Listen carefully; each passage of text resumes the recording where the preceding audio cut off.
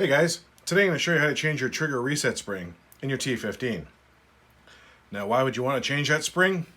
If you're starting to notice on the forward part of your trigger pull that your trigger is not clicking, catching, and basically set and ready for the next shot, what's going to happen? You're going to pull your trigger and you're not going to feel it click and release the bolt. Now, chances are that the spring that's in there right now is probably bent and it's time to replace. Tooling wise, you're going to need a 332 Allen key and a 316 Allen key. Alright, let's get started by grabbing that 316 Allen key and placing it into the bottom of your grip, loosening it up, pull it out a little bit. That allows you to put your finger onto the selector switch from the other side, pop it out. Set that aside. Grab your 332 Allen key, place it on the cross pin that holds in the trigger assembly. Just push those guys out. Don't lose them, set them aside. Alright, now your trigger assembly should literally just pop right out. Now, here's that spring that we're trying to replace. Now to get to it, we're going to have to push through this cross pin. So, using that same 332 Allen key, just push that pin all the way through, set it aside and try not to lose it. Alright, get that spring out. Now I'm going to set these guys up just side by side so you can see the difference, get a comparison of old to new. Here's the old one, and that one's got a pretty good bend to it. Here's the new one, who has a slight bend, but not anywhere near as bad as the old one.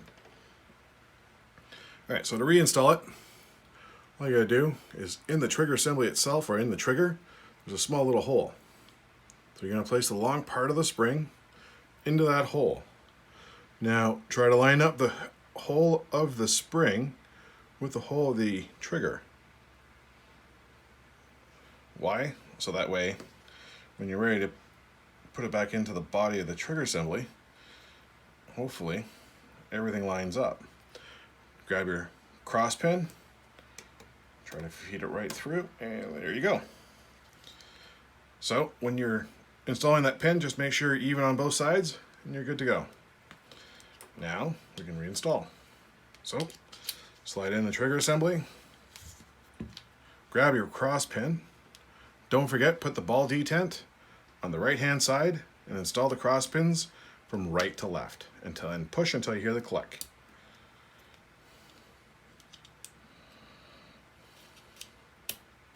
Alright, grab your selector switch, place that guy back in. You might need to use your Allen key just to help direct it back as you're pushing from the bottom up.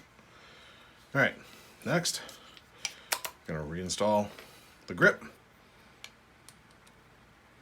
Make it nice and tight.